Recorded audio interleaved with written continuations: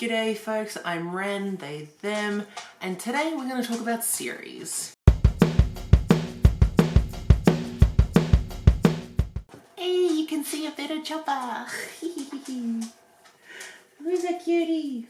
So I have recently made a series tracker spreadsheet. I have spent a lot of time figuring out the way I want it to go. I don't think it's perfect yet, but it looks good enough that I want to film something. I just want to quickly go through the spreadsheet very quickly. I'm not going to go through every single series here. I tried to, and then I was like, it's going to take me forever. So we're just going to go through my 2024 series, but I just want to highlight a few little things here. So this is kind of what the tracker looks like. It's, I don't know, kind of basic. It's just got the series name, the author, how many books I've read in that series, how many books are in the series, my percentage in a bar graph kind of thing, then the status, so have I DNF'd it? Have I completed the series? Like, am I maybe gonna continue the series? Am I currently reading that series, or am I up to date on that series? And then I also put when I started reading the series and when the last time I read from that series was. I've done some little calculations on the side here.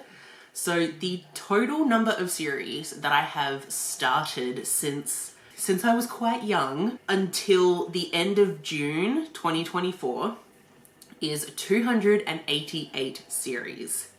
That is a lot. Like a lot. But it's like, it's not bad. I'm almost happy with it. You know, it's just a fun little statistic, I guess. So out of all of those series, we then have this really pretty, if I say so myself, a little pie chart of percentages. So the amount of series that I have DNF'd throughout my lifetime is 25%. I don't know if that's a good statistic or not. It just kind of is what it is. But then the percent of series that I've completed is 21%. I would really like to get this higher. I would love for this to be at the 25 percentile so that I could have a bit more consistency with completing these series. So I would really like to increase that. Oh, this baby. He looks so orange on camera. So then we have the possibles. So these are series where I'm not actively reading them, but if there was, say, like a prompt for a readathon that meant, you know, one of the books in that series would fit, then I'd be like, okay, yeah, I'll go read that. But it's not something I am actively putting time and effort into. Or they could be series where it's like, I could read this series one day, but as of right now, I don't have any plans to read it. So I have 19% of these series as a possible. I'm kind of okay with that. Again, these are just the percentiles that came up. So it is what it is kind of situation. Then the amount of series that I am currently actively reading. With some of these that I've classed as in progress, I might not have made any progress in the last 5 years, but I still consider them in progress because they are ones that I have more of a like, I would really like to get through this sooner rather than later. That's kind of how I'm organizing those. It's just how it works in my head. Again, it is what it is. But for that percentage is 29%. I'm okay with this. Like, it's good, you know, that I am trying to get through some series. Like, I'm very much okay with this. Then the book series that I am up to date on. So this means I have read everything that is currently published. Baby, you're barking at your reflection in the shower screen. My dog is so intelligent. So then the amount of series that I am up to date on is 6%. So this is okay. I would like this to be higher. But up to date just means I have read everything that is currently published, but I am aware that there are going to be more in the series, or there hasn't been like an official end date yet. So now we have this little section here where I've put a line because these are the ones that I want to talk about today. So we have 33 series that I have started in 2024. So that is from January 1st, 2024 until June 30th, 2024. So in those 6 months, I have started 33 series. Definitely more than I wanted to start, that's for sure. And like, that's fine. I'm okay with that. So I have these two little tallies here. So the first one is before 2024. So what this means is these are the series that I have either completed or am up to date on, but that I started them before 2024. So I started them last year, year before, whatever, but I have made progress in them in 2024. So I've only completed 3 series in 2024 so far. My goal for the year is to complete 10. I kind of always keep it at 10 series each year. So good thing I'm making this video because I need to step up on completing series. So I've completed 3 series and I am up to date on 3 as well. Those don't count towards my, completing series because obviously they're not completed yet. But 6 series I've made decent progress in 2024. Then the next little tally box is all the ones that I have started in 2024, and this is what's left of them. So I have DNF'd 5 series that I started in 2024. I'll go more in depth about which ones I DNF'd in a minute. As of right now, I have not completed any series that I began this year. Honestly, that's fine. It's hard to start and finish a series that quickly, for me anyways, so I'm not too mad that I haven't completed any that I began this year. That's fine by me. The ones that I'm considering continuing, I've got 10. It is what it is kind of situation, but we'll see which series I'm actually contemplating there. Then the book series that I started in 2024 that I'm actively going to continue reading is 12. So that is the highest amount in all of these. So I'm pretty pleased with that. That I've that I do want to make progress in these. That's good with me. And then the amount of series that I'm up to date on is 6. I think that's a pretty high number for only having started 33 series this year in 6 months. And I'm already up to date on 6 of them. That's impressive for me. I'm pretty proud of that. So there, very tinily, you can now see a big overview of all of the series that I started in 2024. You can see all the progress that I've made in some of them. You can see the cute little bar graphy thing. That's what that looks like. I am gonna stop showing you this now and we'll just put up covers. Okay, so the first series I started in 2024 was Watakoi, Love is Hard for Otaku by Fujita. So this was the first manga that I read this year. So I read the first one of this. There are 6 volumes and I have put it as in progress. I would really like to continue this. It just keeps kind of slipping my mind. I do want to continue reading it. It was really, really fun. It was a manga about these 2 otakus, which are fans. If you're really a really big fan of some kind of geeky culture thing, you're kind of classified as an otaku. It was just these 2 people kind of, having a relationship. It was very cute and fun and I had a really good time, so I do really want to continue with that. And it's only 6 volumes, so it could be a very fun time. The next series is The Promised Neverland by Kayu Shirai. So there are 20 volumes in this manga series and I have read 3 of them. I just changed the status of this before we started filming. So it used to be in progress. Now it's possible because the first volume, 5 stars, it was going on my all-time favorite list. And then I read the next 2 volumes and I stopped caring so much. They just kind of became boring, which sounds awful to say, but I really did. I stopped caring and I was like, oh, this is unfortunate. So I've put it as possible. Maybe I just need to have a bit of a break from it. So I might continue with it. I might not. I'm honestly not sure. Then the next series is Restart After Coming Back Home by Kokomi. This is a queer manga series. Oh, I didn't tell you what Promised Neverland is about. Kids in an orphanage. There are evil people. They have to be really smart and solve problems on how to live. It's a horror.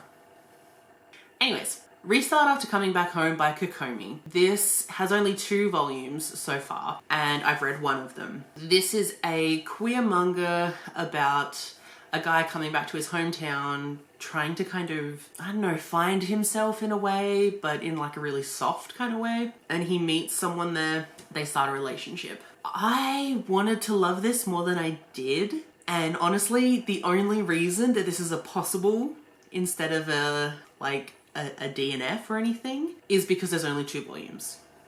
Because like I didn't care. I didn't care about the characters or their love story or anything. It was just kind of so-so for me. It's possible because there's only 2 volumes. The next series is The Masterful Cat is Depressed Again Today by Hitsuzi Yamada. It's a manga series about a cat and its owner. The owner is a total disaster. So much so that the cat stopped being so cat-like and grew until they were like 6 feet tall. They stand on their hind legs and he cooks, he cleans, he goes grocery shopping, he sews, he takes care of the human. I'm obsessed. So obsessed. So there are currently 7 volumes of this. I've read 5 and I now own all 7 volumes. So I think there's gonna be more volumes, but at least as of right now, there's 7 translated to English. This is like an all-time fave series, so this is definitely an in-progress series. The next series is The Summer You Were There by Yuama. This has 6 volumes and I have read 3, so I'm halfway there. This is classed as up to date because the volumes that I've read are the only ones that are available to me. They're like slowly being, translated to English, and like my library is like slowly getting them in, so I class it as up to date. This is another queer manga. This is about 2 girls in high school. One of them she wrote this really kind of upsetting story. She was never going to show anyone, and then this other girl happens to read the story and she loves it, and she wants this girl to keep writing. And what they end up doing is they kind of start like fake dating for the summer so that this other girl can get more like inspiration for her story, and especially when it comes to like love and everything. There's this really sad overtone to the whole series, but I love it and it's so good and I cannot wait to read more. Then the next series is Perfect World by Ri Aruga. So this has 12 volumes and I've read 1. This series is a DNF for me, so I'm not going to read any more of this series. This is a romance kind of manga. This guy is in a wheelchair. He's very kind of like closed off from a lot of people. And then this girl from like his past, meets up with him again. And obviously like they're gonna fall for each other, but have to deal with the difficulties of like accessibility in Japan being not super great, and stereotypes and cultural acceptance and all that kind of crap. I remember I didn't super love the art style in this, and I didn't really connect with either of the characters, so I'm not really upset about this one being a DNF. It just wasn't for me. The next series is Sweat and Soap by Kintetsu Yamada, and this has 11 volumes and I have read 10. So this is a in-progress series. I've read 91% of the series, so that's awesome. I am planning on reading the last volume this month, so hopefully I can do that. But this is another manga series and it's another romance one. This one is, it's really not great to describe because it's about this girl who sweats a lot falling for this guy who has like super smell, and they fall for each other, but like that's not the point of the story. But they have the softest, sweetest, most genuine and respectful and loving relationship that I have ever read. Like, I can't wait to read volume 11 and then go back and read the entire series all over again. It's phenomenal. It's so sweet and wholesome and loving, and I love them dearly. So the next series is The Hitchhiker's Guide to the Galaxy by Douglas Adams. This has, I put in that there are 6 books in the series, because there's the like original 5, and then there's one book by Owen Colfer. There's one that he wrote that is technically like a part of the series, but obviously it was written by a different author. So I counted that. I have actually only read 4 out of the 6. This is classed as in progress, and I've read 67%. I should have changed this before I started filming, but I was reading this because we were doing a read-along for this series where every month we were reading one of the Hitchhiker books. And I was doing it with a bunch of other booktubers. It was so much fun to have the experience of reading a book and talking about it with all these people. It was really, really fun. I hated all the books. I really didn't like them. I was giving like every book 2 stars, and sometimes 2 stars was being generous. I am just someone who really likes things to be kind of linear and like things to make sense, like things to have a point. I don't know, I need things to make sense, and the whole point of Hitchhiker's Guide to the Galaxy is that it doesn't make sense. So I did not have a good time. I didn't have a good time reading it, but I had a good time discussing it. There was a mix-up with the last book and the dates, so I didn't actually get to finish the last book because of time zone confusion on my part. So like I should probably put that series as a DNF, but like I'm just gonna be transparent with you all. Look, I've now changed it to DNF. Yep, sorry to all my co-hosts and everyone who was reading along with us. I didn't read the last one. So the next series is The Legend of Orisha by Tomi Adeyemi. This has 3 books and I read the first one. So I read 33% of the series, but I DNF'd this. So I was doing a buddy read with Mel from Book Fiend named Mel. I didn't super enjoy the first book. The covers of those books are absolutely stunning. Oh my gosh, stunning. I didn't really care for the characters, the story, the world. I think it was good, but it wasn't for me. But yeah, it wasn't for me. And honestly, at this point, I can't even really tell you what it was about. I don't remember much of it. Then we have Crusader by Matt Emmons. I've classified this as up to date. This is a graphic novel and I read it on NetGalley. It has 1 volume so far. I assume there's going to be more, so that's why I've put it as up to date. But this was a really fun graphic novel about a knight from the Crusades. He like gets transported to like another dimension filled with like demons and stuff. He just goes about like killing a bunch of people because they're all like, you know, baddies and stuff. And then trying to figure out like how to get back and how to save the world and do all the things that a knight would want to do. I had a really good time with this, and if there is going to be more, well, that would be okay with me. So next up we have Fangs by Billy Bali. So this has 2 volumes. It is a manga series and it's got 2 volumes and I've read 1. So halfway through. This is a in progress series. This is a queer vampire series. It's about this guy who newly got turned into a vampire and he kind of is paired up with this other guy who's a much older vampire to like show him the ropes type of thing and, you know, help him get like his lay of the land. They end up being in a relationship with each other. I really liked the art and the style. There was this kind of like 90s grunge fashion sense going on, which I loved. It wasn't my favorite, but I would like to read the 2nd volume. As far as I know, there's only 2 volumes. So then we have A Deal with a Demon by Katie Robert.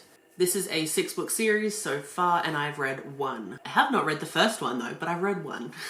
So I read the Kraken Sacrifice and that was like book 2 or 3 or something like that.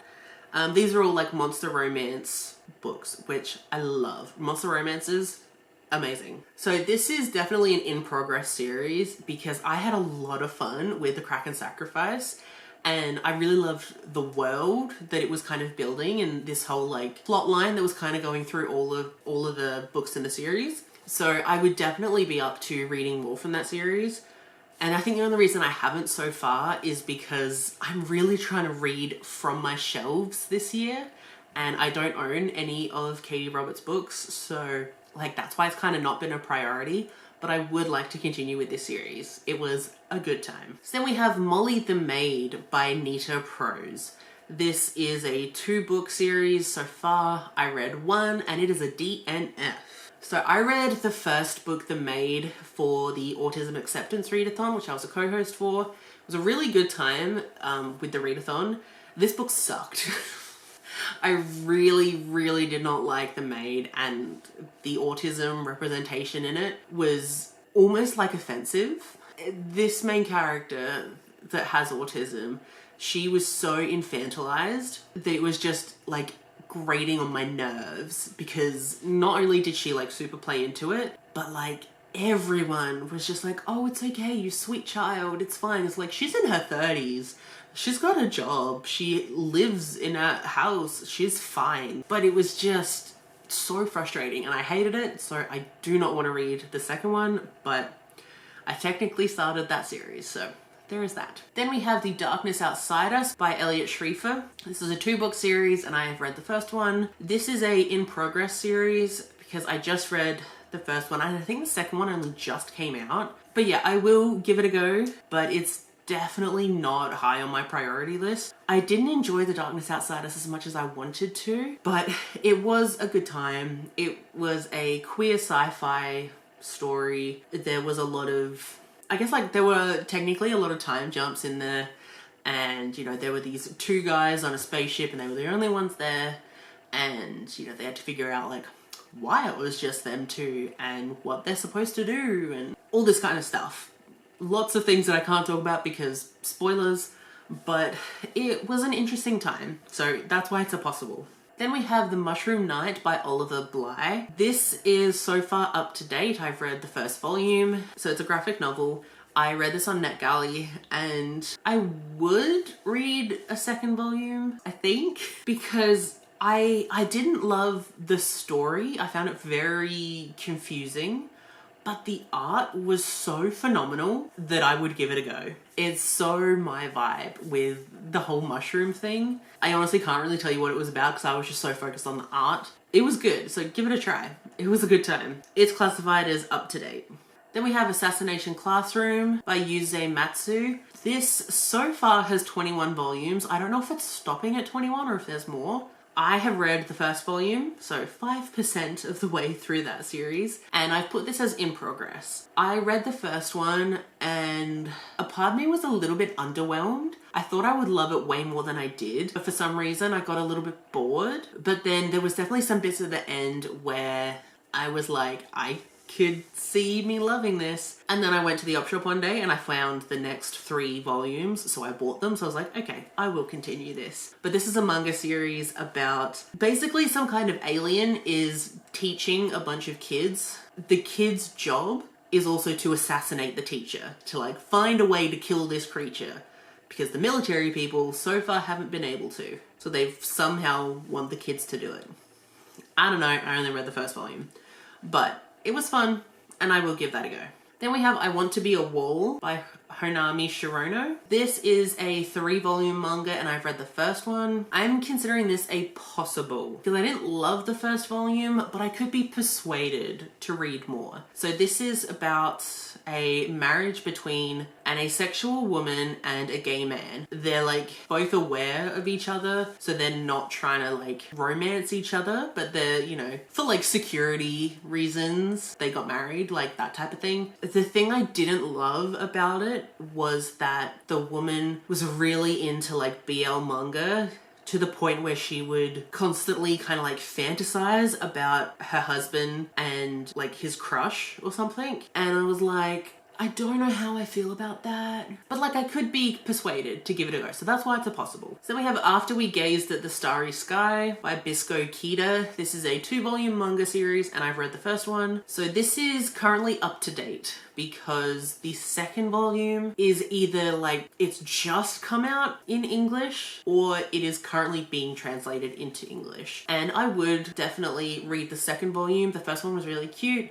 Then we have Welcome Back Alice by Shuzo Oshimi. This is a 7-volume manga series. I've read the first one and this is a DNF. This is a really hard DNF. Shuzo Oshimi wrote Blood on the Tracks, which I have been reading for the past year, and I am up to date on that as much as I can be. And I like that series.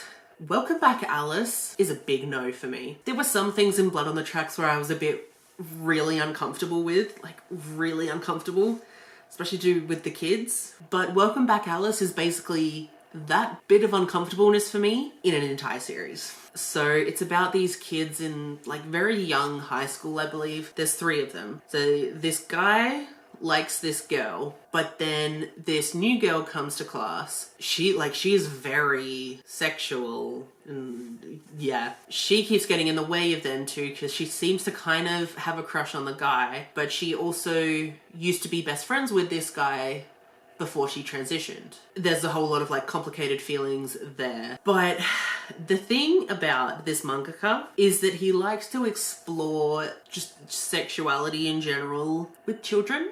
But like, I don't want to read about that, you know? So hard DNF.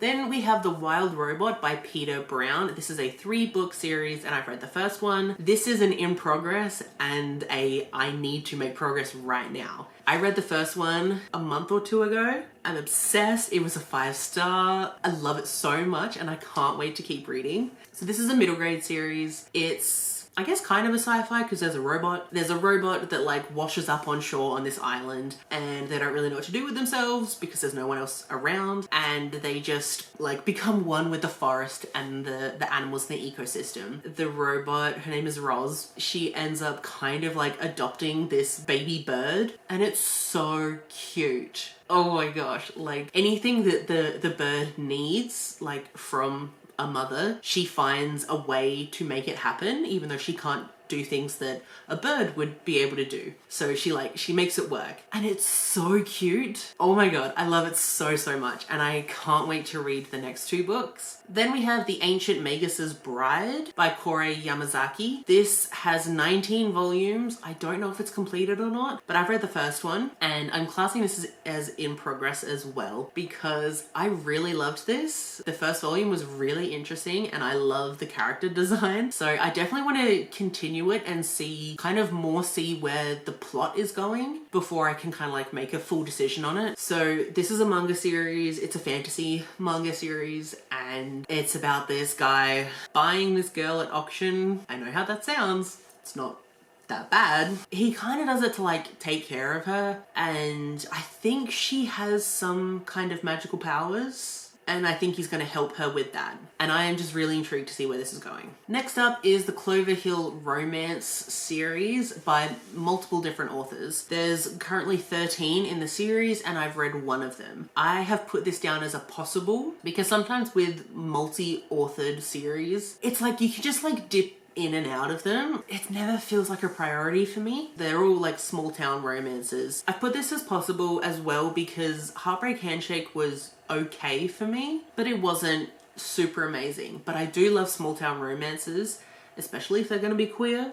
Like, that's always nice. So yeah, I would give this a go, but it's definitely not a high priority for me, especially because, again, I don't own the books, so not a huge priority. Oh boy, then we have The Squeakverse by Vera Valentine. This is a 2-book series. I've read the first one. I put this as possible, but like, I should probably put it as in progress because like, I'm gonna read the sequel. So this is a queer shifter romance, I guess you could say. It's really about these 2 guys who can shapeshift because they're actually sentient balloon animals. And it's an erotica. It was a time I just wanted to be a part of the insanity. So I read it and I was like, huh, that was bad. It gave it 1 star. But then I found out there was a sequel. And I was like, you know what? Why not? Then we have the Creature Cafe series by Cleo Evans. This is so far a 13, I believe, book series. I've read the first one. This is a queer, I don't know if they're all queer, but at least the first one was queer, monster romance series. And I loved this. This was really fun. So this is definitely an in-progress series. It seems like there's this, it wasn't a bar, it was a cafe, and the barista would like match people. Like the barista was like a really good matchmaker. And then, you know, we followed that pairing working on their relationship. It was cute, it was steamy, it was really interesting, like world-wise, and especially like creature-wise. There seemed to be some very interesting creatures. It was really, really fun, and I do definitely want to continue this. Then we have Damned If You Do by J.L. Merrow. This is a 4-book series. I've read one of them. I have put this as possible. So this was a queer paranormal romance that I read in May. It was goodish. It was about a like succubus, and there was a detective who was trying to figure out like who was killing people. Found out it was like a succubus and the police officer get together. It wasn't the best written, but it was a fun time. So this is very much a, if there was a prompt that needed filling, I'd read it. Then the next one is The Bigfoot's Mate by Delaney Wren. This is a 3-book monster romance series, and I've read one of them. So this is a queer monster romance. Obviously it's a Bigfoot romance. I love Bigfoot, so I definitely wanted to pick up a Bigfoot romance book, and they're all queer, which is cool. I didn't super duper love it, but it was okay. And again, this is a possible. Again, it's a, if there was a prompt that needed filling, I'd read it. Then we have The Land of Raw by Jenny McLaughlin. This is a 3-book series, and I've read the first one, and this is definitely an in-progress series. I read this middle grade portal fantasy book, and I loved it. It was so much fun. And there was even like some very kind of creepy elements to it, which I very much enjoyed. But this was super, super fun about these kids who had this like make-believe land when they were younger, and then they forgot about it, but then they like re-find it again, and they have to kind of save it from the villains that they had kind of created. It was a lot of fun. I loved the world that these kids created. I loved the sense of magic, and the characters were kind of cool as well. So I would definitely want to continue this series. Then we have Nera, Deep Time Traveler by Tasma Walton and Samantha Campbell. I read the first one. This is classed as up to date because there's no like news of a second one, but it seems like there is going to be more, like as in a whole series. This is a middle grade fantasy, a Indigenous Australian dream time kind of story. So it's about this young Indigenous girl who loses her grandmother, and her grandmother gives her this box, and it's like, oh, the box sometimes opens, sometimes doesn't. Adventures await within. One day the box opens, the girl sees what's inside, and it takes her to the dream time where she has to fix something because something's gone wrong. And it was a really fun story, and I liked the beings in the dream time. I thought some of them were really, really interesting. Like, it was good. I think I just kept comparing it to Wheeler, which I am obsessed with Wheeler, and I should not be comparing them. They're not similar, but I mean, they have like some similarities, as in like the main character is a young girl and she has to go save things. They are like different stories and different vibes, really. But I would definitely continue to read Nera when more comes out. Then we have Until I Love Myself by Poppy Hezuyama. This is a 2-volume manga, and I've read the first one. I've put this as a possible. It's about a non-binary manga artist finding their way, and it's a non-fiction. It just wasn't what I expected. It was way heavier than I expected. Content warnings for sexual harassment, the aftermaths of that, deep depression, and suicidal thoughts, and just a lot of mental health issues. So it was really, really hard hitting, and I didn't expect it. Parts of it made me uncomfortable, but like, that was the point. I think I would continue it, but I need to be in a good headspace to continue it, so that's why it's a possible, because it's like I need to be very stable before I can read that content again. So then we have I Was Born for This by Alice Oseman. Might seem weird, right? But I've put this on here because there are some short stories that Alice Oseman wrote kind of connected to I Was Born for This. So there seems to be 2 like stories. I think one is kind of like a prequel story, and then one is just a, wouldn't it be funny if this happened to the characters? And we'll say this did kind of happen a few months before the book, like that kind of thing. I've put this in there because I would really like to read those stories, because I read I Was Born for This and I loved it. But I've only put this as possible because I don't know how I can go about reading those. I don't know where I can find them to read them. So that's why they're only listed as a possible and not a in progress. Then we have Our Dreams at Dusk by Yuki Kamatami. This is a 4-volume manga series and I've read the first one. This is an in progress series because I loved it so much that I've bought them all. This is a queer manga series and it's about just feeling safe as a queer person. I guess it's kind of about coming out, but doing it in a way that's okay for you, like in a very individualized way, because there's no one set way to come out. But in this first volume, this young guy is outed at his school and he tries to really like push back against it and say, you know, no, I'm straight, you know, and he says a bunch of slurs because he's really trying to push back against that, and then that kind of makes him feel worse about himself because he is denying himself. So he gets to a really, really low place, content warning for suicidal thoughts, but then he meets this young person and they bring him to this, I keep wanting to call it like a halfway house, but that's not it. It's just community house where people go and, I don't know, have tea and read books and just relax. It seems to be a bit of a queer community space. And this young guy, you know, meets these people of different genders and sexualities and age ranges and all this kind of stuff. You know, he's able to feel safe with these people. But it was so cute. I love the characters and I cannot wait to read more. So this is an in progress and needs to happen right now. Then we have Cherry Magic by Yu Toyota. This is a 12 series manga and I've read the first one and it's a DNF. So if you saw my mid-year book tag, you would have heard me just ramble about this manga series a little bit because it's definitely one of my most disappointing of the year. So this is a queer paranormal-esque manga series. If you reach the age of 30 while still being a virgin, then you get the ability to read people's minds. This guy gets those powers and he realizes that there is another guy at work that has a crush on him. This is a DNF because I was really annoyed with the main character because he kept thinking that the guy that had a crush on him was gonna do something.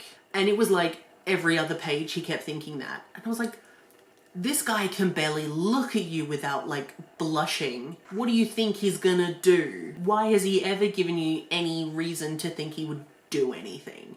It really frustrated me. So this is definitely a DNF and I'm not continuing with it. And then the last series that I started in 2024 is The Supernaturals of Bulkwill by Robin Jo Margaret. This is so far a 2-book series. I read the first one and I'm classing this as up to date because the author has said there will be more in this series, but they haven't written them yet. This was a queer, paranormal, cozy fantasy series. It was just like this small town thing. There was a witch, she was plus size, she was like run down, and so she takes a little vacation, decides to summon a sex demon, and the sex demon is non-binary as well, and the woman is bisexual. They do what one does with a sex demon, you know? I loved the world that was kind of being built and I'm really intrigued to see where the series goes. So I would like to read more of this once it gets written. That is going to be it for all of the series I started in 2024. I don't know if any of that was interesting. I just kind of wanted to show off a little of my spreadsheet. I know that a lot of these are manga, but I'm very much a manga person, so I was going to count them all in this series tracker. 33 series that I have started in 2024. I really need to start completing some other series though, so I'm definitely going to make that a priority. Let me know down below, how are you going with your series? Are you completing more than you're starting, or are you just constantly starting new series? I'm kind of in the middle, but I would definitely like to be completing some more series. But that is going to be it for this video, so thank you so much for watching and I'll see you in my next one. Bye.